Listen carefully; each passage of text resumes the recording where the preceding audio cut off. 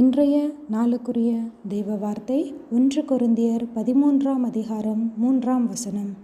அன்பு எனக்கு இல்லாவிட்டால் பிரயோஜனம் ஒன்றுமில்லை.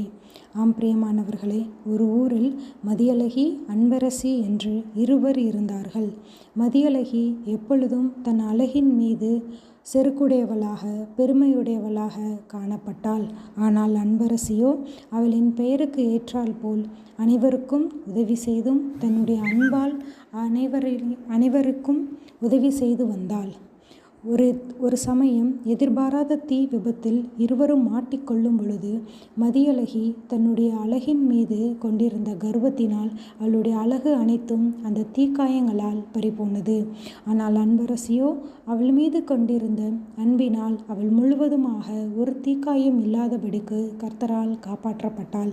அப்பொழுது ஊர் ஜனங்கள் அனைவரும் வந்து அன்பரசியை விசாரித்தார்கள். ஆனால் மதியழகியை விசாரிக்க ஒருவர் கூட இல்லை.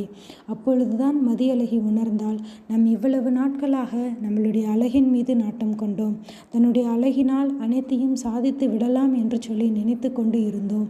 ஆனால் நம் அழகை விட அன்பே பெரியது என்று சொல்லி அவள் நினைத்தாள்.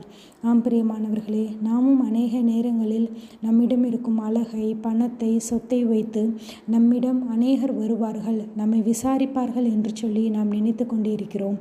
ஆனால் இவை எல்லாவற்றிலும் பெரியது அன்பு என்பதை மதியழகி உணர்ந்து கொண்டாள். அதே போல நாமும் தேவன் நமக்கு கொடுத்த அன்பை மற்றவர்களுக்கும் கொடுத்து ஆவியின் கனிகளில் ஒன்றாகிய அன்பை விதைப்போமா? கர்த்தர் தாமே உங்களை ஆசீர்வதிப்பாராக.